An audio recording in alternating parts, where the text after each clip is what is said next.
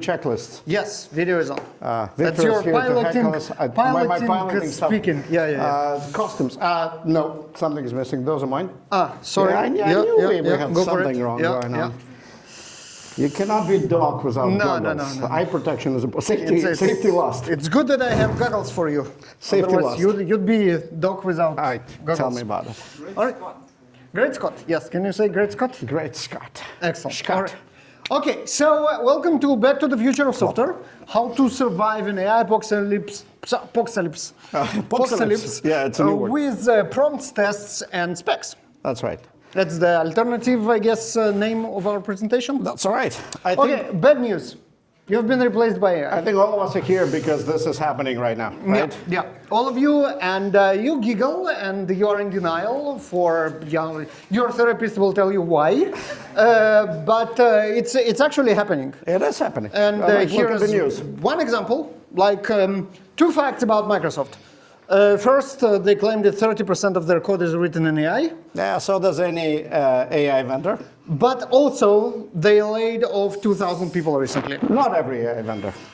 So... And then the music is absolutely on so point. thank you for that perfect timing. Yeah, Can we do this again? Question, do you think those 2 facts are related? Who knows? I think AI is here, but we're still struggling with it, right? And the industry is talking about AI like that. Yeah. Well, that's a common sentiment among software engineers right now. And hopefully here because you're in the same place, both because it's going to take your jobs away and because sometimes it's still... Not great. It goes, I'm sorry, I didn't follow your instructions, let me try it again. Yes, you're absolutely right. Now, this thing is not new in our industry. For those of you that have not seen this quote before, was not uttered for the first time in 2020s. It feels like very modern thing to think or say. But it is actually from... The first time that the person that heard this quote in the 50s was no other than Grace Hopper. And for those of you that know the history of computer science, know that Grace Hopper was the first compiler. And a lot of old school assembly engineers said, no, I like to handwrite my assembly. We cannot trust the compiler. No, right? No. So this is not new in our industry. And if you look at the history of our industry, right, every big change in our industry starts with the panic. Yep. That we're going to be replaced. It's going to be too expensive. We're going to be replaced. But also, if you look at the history of our industry for the last 70 years, 60 years, we've been continuously going through those revolutions. We went through compilers. We invented object-oriented programming. We went to VMs. I'm old enough to have stacked physical service in the data center or waited for 3 months to get one provisioned. You had to enforce the floor, and that's the interesting story about it. There is a story for Q&A. If somebody wants to ask how physical realities of data center interfere with building software, have a good one for you. So nothing is really new. For the last several decades in this industry, we've been just doing one thing. We've been increasing the level of abstraction with which we build the software we build. Yep. Right? We went from assembly to high-level interpreted languages. And we have not died. The industry continues to thrive. I think that this one is different. And this one is different because we know for a fact that we can trust compilers, and we know for a fact that serverless doesn't mean that there is no server, but this time, this thing really sucks. Much like every single slide in this presentation, this one was also generated by AI. It did its best to tell us you can trust it, but it kind of almost failed. And it's not just FUD, it's not just fear. There is a very practical reason why it does that. That's right. And this is because those systems are not deterministic by nature. Right. Every single LLM is a stochastic system. Otherwise, you will only get one result. Although try ChatGPT, you can only get 3 jokes out of that thing. Consistently non-deterministic. But by definition, the tools we're trying to apply to this problem are not deterministic. They're not designed to be. They're designed to have noise in the system, and they're designed to generate different results every time you give them the same prompt. And this is why we cannot trust them. That's right. This reminds me of the old saying about infinite monkeys theorem that goes like an infinite number of monkeys with an infinite number of typewriters and an infinite amount of time could eventually write the works of Shakespeare. Could. And they would, because infinite gives all the possible possibilities. And this is exactly the same with AI, with slight difference. We took those monkeys and we gave them GPUs. And they're slightly faster. And they're slightly more predictable. Actually, much more predictable. And they are actually skewed towards writing Shakespeare more than just random. We trained them. Yes, more than just random. But still, there is a possibility that we will get Shakespeare. There is a possibility that we will get Shakespeare-ish. Ish. And there is a possibility that we will get something that is not really Shakespeare. I'm sorry, you're absolutely right. Let me try it again. Exactly. Until we get Shakespeare, or not. So, yeah, my name is Baruch Sadogurski. I'm at J. Baruch on the internets, head of developer relations at a company called TaxCare. We do security patching for out-of-date libraries and open source components. If you feel that you have some library which you are not ready to upgrade to the latest, talk to us. We will make your life much easier. Because everybody loves upgrading libraries. Exactly, because not. I call myself abstraction connoisseur. And this is why I'm excited about AI and how can we manage those interesting abstractions. A personal journey from development to DevOps to intent integrity chain that we're going to talk about today.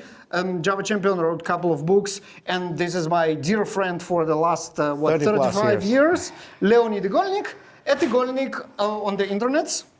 My name is Leonid. I'm the CTO at the company called Clary, where we actually apply AI to the revenue and sales domain. We build tools to have sales teams work more effectively, more efficiently, leveraging the data they all generate. I have been wrangling those abstractions for many, many decades, and I've seen some of the ones we've shown you in the previous slides.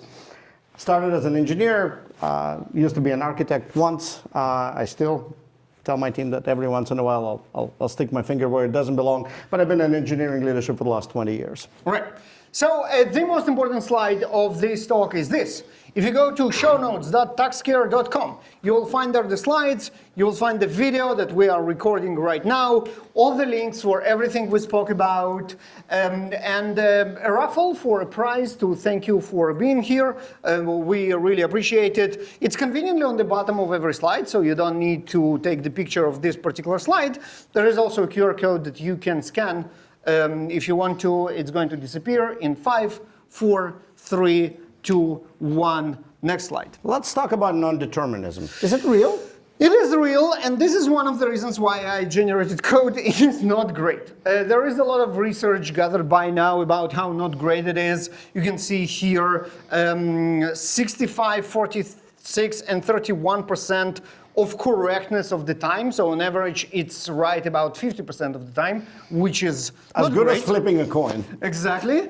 And on top of that, it is actually dangerous. 40% of the AI-generated code is vulnerable. So if you're looking for a next job, go work for a security company. That's a very good advice. Absolutely. Asking it to fix it as reliable as you would expect. Self-verification is a problem that we are going to talk about. New bugs are most frequently introduced than actually resolved. It's not great. And the industry has been looking into this and starting to notice those patterns. So recent survey shows that AI tools, more often than not, generate results we just don't trust. And people that are still on Stack Overflow obviously are not very big fans of AI, as you might imagine. So this result might be skewed a little bit. But okay, how many of you trust code generated by AI?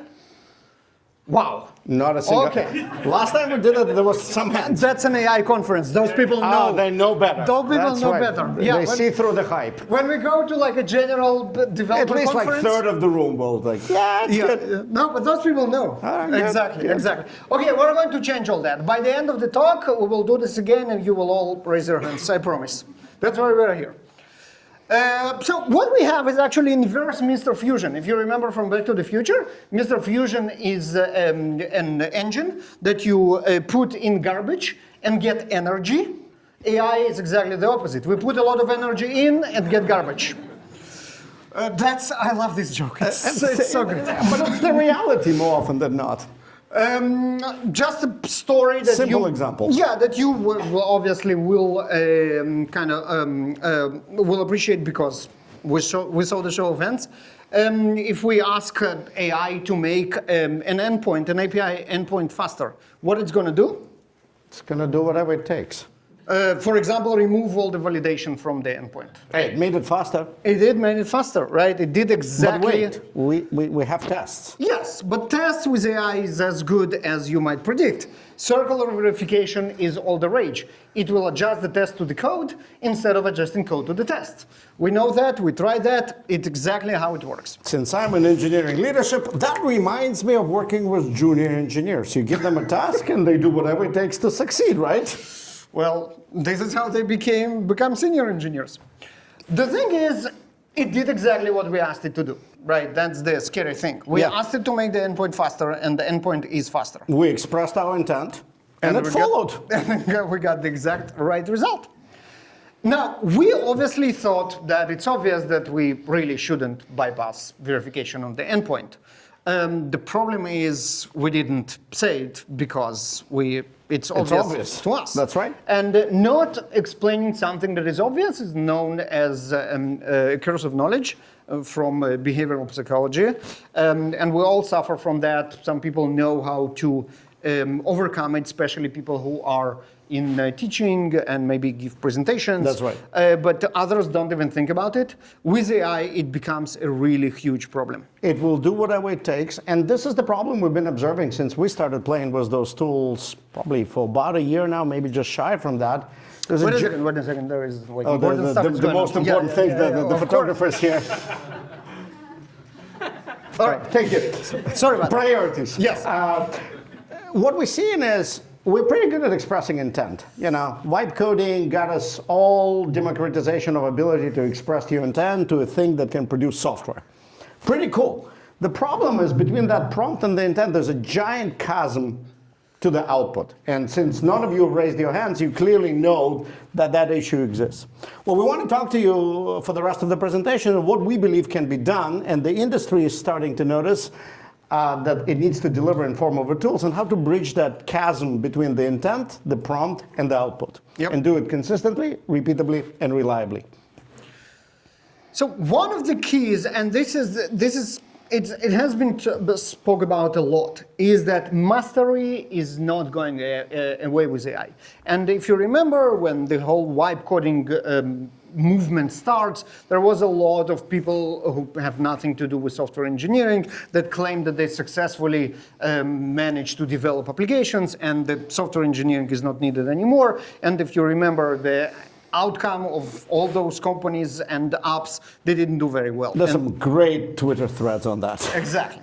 And this is because the mastery is not going anywhere. Why it is important? The mastery gives you an understanding of the art of the possible. You still, through years of making the mistakes from the school of hard knocks and having scars on your back, understand what's possible, what's not possible, when to use it, when not to use it, and you still have to go and master those. And again, if you look at the previous abstraction layers, assembly to compiler, compiler to object-oriented, interpreted cloud, you still have to master all of those for one simple reason, the law of leaky abstractions.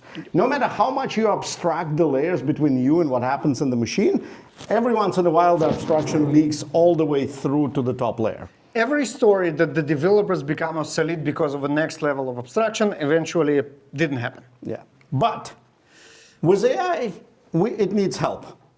And that help typically comes in the form of guardrails. And if you look at the modern tool vendors, they'll give you guardrail abilities, and they're starting to emerge in form of rules. You can start giving the machine rules of, hey, don't touch this code, use those libraries, let's not bring another language into the project. You can start expressing your guardrails to the AI, but we don't think it's enough. So, we know what guardrails actually work for software development. As an industry, we've been putting those guardrails in front of non-deterministic variable feedback time machines known as humans for decades. And the most obvious of those guardrails are obviously tests. Of course. Right, so one might think, okay, so how do we wrangle those monkeys with tests? That would be kind of our question. Well, I think much like junior developers, AI needs structure to behave. Exactly. And we can actually do that by expressing our intent of what we want to do in tests.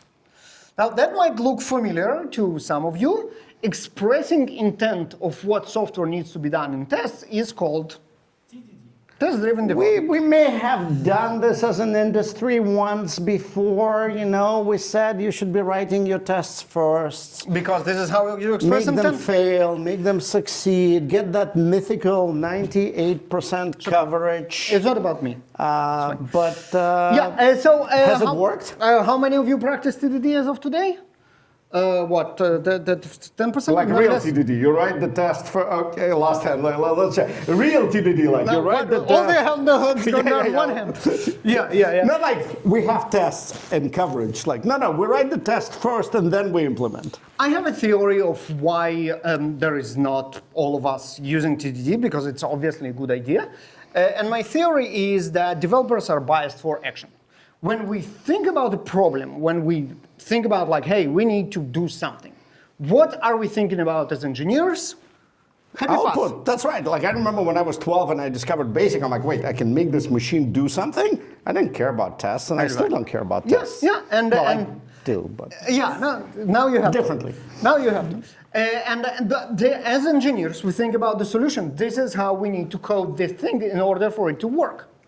Now, putting it aside, starting thinking about the corner cases, about how the test should structure, takes a lot of discipline, and it takes our dopamine away. We are developers because we want to build shit. Writing tests is not that. So this is one of the reasons why TDD is not ruling the world right now. And with AI, we have a solution. That's right. How about we can ask the monkeys to write the tests? That sounds a great idea. It's actually very nice because then we don't need to write tests. We can do what we love and get the dopamine from and let the monkeys write the tests. That's right.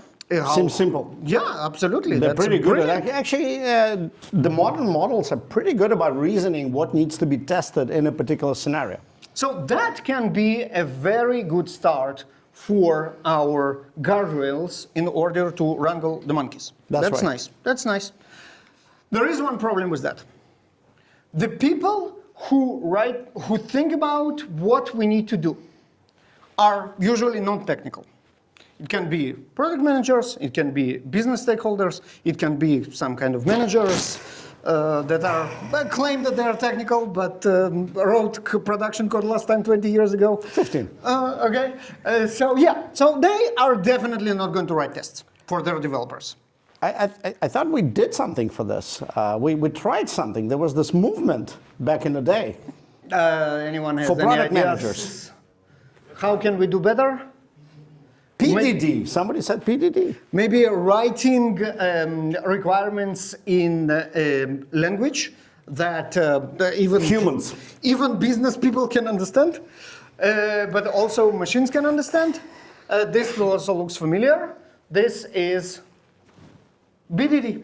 Behavioral driven development is about writing specs that are human readable, but also machine parsable. I don't know about your product managers. Mine love structure. They just love structure. You say, hey, you shall express your requirements in this form, and they immediately comply. So I'll tell you a story. We had a conversation about it with a product manager, and I'm like, why? Why you won't do this? How hard can it be? It's almost English. You know what they told me? You as a developer take pride of your code, and we don't tell you how to write your code. We write our documents, don't tell us how to write our documents. Fair enough. So they are not going to do it as well because it requires discipline and syntax, and our product managers are not exactly going to do that. So another great idea where the Wait a overhead... second, let's just verify who practices BDD. Okay. Yeah, as expected. There's a half hand, like a sheepish hand. Kind of sheepish, yeah. So what we end up with, the developers now need to write, in order to practice BDD. That's right. They need to write all the specs. And again, why bother? We already know what this software has to do because we read the abstract documents that our product people gave us, and we know the solution. We're going to go and write the code. So why are we still doing that? Because it's hard and because we have an alternative for the product managers. Now we don't even need that. right? They don't need any of this development stuff, reliability, the art of possible. They just wipe code. We can take the software definition document that our product people do and just shove it into LLM and get results. How great is that? What can possibly go wrong? What could possibly go wrong? Let's see. Now, spec is fascinating because spec is this thing that is readable by humans and executable by the machines. It gives us the ability to read, to give the intent to people who need to read it, make them read it, and then let the monkeys act upon it because it's executable by the machine. So if we add behavioral-driven development together with our test-driven development, we get what we call intent integrity check. Something that ensures that from the intent that gets expressed in the document all the way to what you have in the working system, there is that integrity that continues and continues through every single iteration of the working system. How does it work? Let's see how does it work. So humans write prompt. That would be your business people, product people, developers get their input in, and everybody agree on the prompt, which is usually in the form of document, of a spec, or whatever you call it. Right? Sorry, no, document or product document. Yep. Now, monkeys generate spec, which is human readable, but already broke down to the points. Complex ideas into small, incrementable, implementable executable chunks. Now, of the spec, we can generate tests. And once we have tests, we can let monkeys write code until the tests are passing. That's right, those are the guardrails. They'll keep the monkeys in check. Exactly. So this looks like a great idea, and we could finish our talk here, but never trust a monkey. Never, ever trust a monkey. Right? We just talked about maintaining intent integrity, and we've given a stochastic non-deterministic system a run of this whole thing. Bad idea. Bad idea. So There what do you are do? pieces here that are definitely cannot be trusted to monkeys. For example, the spec that monkeys are generated from our talk, from our prompt, can we just blankly say, well, this spec is implementing our prompt because monkeys did it? Of course I remember when we first attached pet clinic to this thing and it hallucinated requirements that didn't exist. Exactly. It was great. Exactly. They're really creative monkeys. Now, if you remember, the tests are generated from specs by monkeys. Not a good idea either. Because, obviously, the tests might end up being very different tests from what it was in a spec and what it was in a prompt. So how do we solve it? We solve it by removing monkeys from the chain where it is possible. For example, if we have spec, which is parsable by the machine, it means that we do not need to rely on monkeys. Or spend a lot of energy on those tokens. We can build a deterministic algorithmic solution that will take this spec and convert it to tests without any non-deterministic stochastic systems involved. So let's see how it looks. And then we can actually trust our tests because it's not monkeys anymore.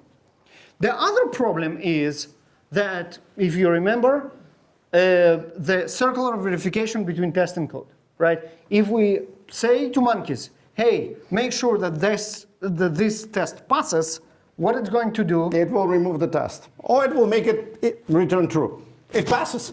Exactly. So what do we have to do to prevent that? We have to take monkeys away from the tests. Just hit them on their little fingers and say, don't touch, don't touch. Log the tests. Right? So you need a framework that allows you to log the tests while the LLM does its thing to make sure the tests do not change inadvertently. Now, Leonid, you are a long-time Linux kind of expert. So you probably might think about the idea of how can you make something that cannot be changed on the file system. Chmod. Make it read-only. How about that? How about that? It's as simple as that. As simple as that. Make the files read-only. No guidelines, no rules, no rule files. Just make the files read-only until you're ready to make them read-write. And this is how you protect the tests, and taking monkeys from another point that we cannot that we cannot trust. So now we actually have a system that is not trusting the monkeys in any point of time. Prompt is written by humans, read by humans, validated by humans. Spec is generated by monkeys, yes, but since spec is human readable, everybody can read the spec and agree that what we captured in the spec is exactly what we wanted from the prompt. And then what we do is we let the machines do what machines do well, deterministic work without spending a bunch of tokens and energy on needless token generation, and generate the tests, run the tests, validate the tests, and then let the monkeys write the code that fits the tests. Until it passes. Now, this is a completely iterative process. We can go to the part when we nail down the prompt correctly and the spec correctly as many times as needed. We can add features, we can add features that we didn't think about, we can add more and more microservices and like generally different requirements to the system. This is all iterative process until we actually until we get what we wanted to get. Now, the side benefit of all of that is you now have something that you have never, I never had, and I don't think anybody in this room had ever in your professional career. You have a fully documented code base, and a code base that is documented with all of its intent in plain readable English. And by the way, this also works, and we run those experiments by applying those techniques to existing systems and extracting their current intent before you start modifying them. This is an amazing side effect.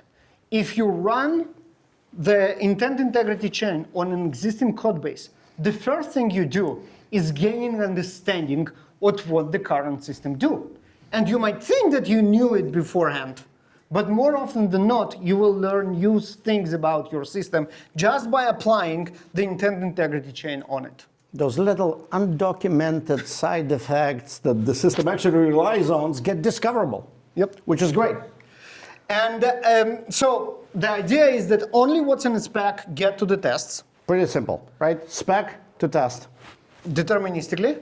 And then only what passes the test stay in the code, because this is what will make test pass. That's right. So let's review this one last time. The intent starts with the prompt, translated into a spec by a machine. By monkeys. By monkeys. They are much better at this, and they're actually quite good at collaborating, brainstorming, thinking about various requirements, asking questions you may have forgotten, right? Verified. You still verify them by a human in plain English. It's easy to read, they're easy to understand. Those of you that are old enough have done other older processes, spec review process, right? You go read the documents, and by the way, they're in version control. Of course. They work with the system.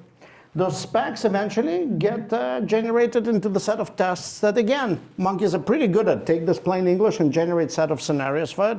They're good at reasoning in this.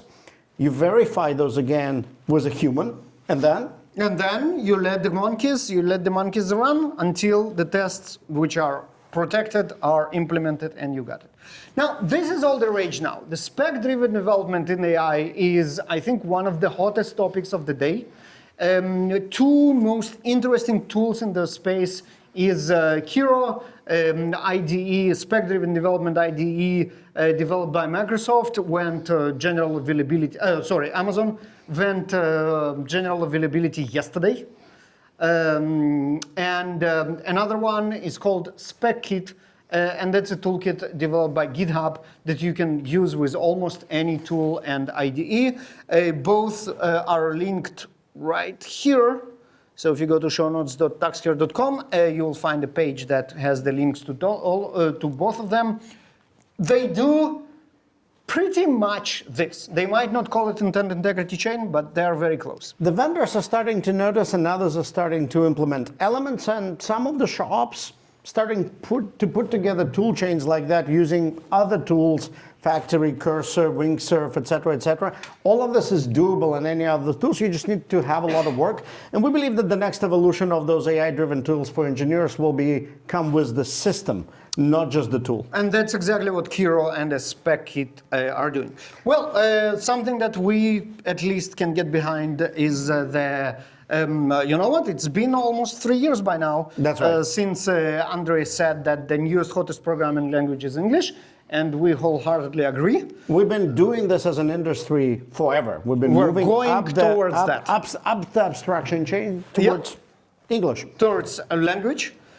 And yeah, it's not about prompting. It is about prompting. Prompting is hard, but that's not what makes a reliable software system at scale. Yeah, it's about alignment. It's about how do we make prompt, spec, test, and code all Coexist and produce a cohesive system. towards the same goal. So let's review one last time. Yep. Every abstracted leap started with a panic, a moment of confusion, and led to an incredible leap in productivity in our industry. Yep. Shared understanding is now executable if we all agree on the intent and we can verify it by spec. The rest down the road is just zeros and ones. We can get software to exactly as we want as long we have sharing understanding that we can express. And being able to express that intent and maintain the integrity from the idea to execution matters even more, given the scalpel we just handed to every single engineer in the world. And this is where mastery comes in, and understanding what you try to achieve is so important. With that, thank you very for much. listening. Jay Baruch, I'm Leonid. Intent Integrity Chain. We're trying really hard to push this, so help us with some hashtagging here. Show notes.tuxcare.com, this is where you go. You can definitely still scan the QR code and see all the slides. I will upload the video later today. And all the links and the raffle for thank you for being here. Thank you very much. Rumor has it there is a 3-hour video in the internet that shows all these tools in action, specifically with intent integrity chain. And it Links. is right there. Show notes.tuxcare.com. So it is real. It works in production in our use cases, and we've been playing with this since January. Yeah, so we're doing this talk with Victor called Robocoder's Judgment Day that show the entire thing in action. Yes. Yeah, let's do, Yes, the let's do. So on 1, Yes. 2, 3, everybody says AI. 1. Oh my God, that's going to be sad. So, AI! And monkeys. 1, 2, 3, monkeys. Monkeys! All right. monkeys were better. Thank you.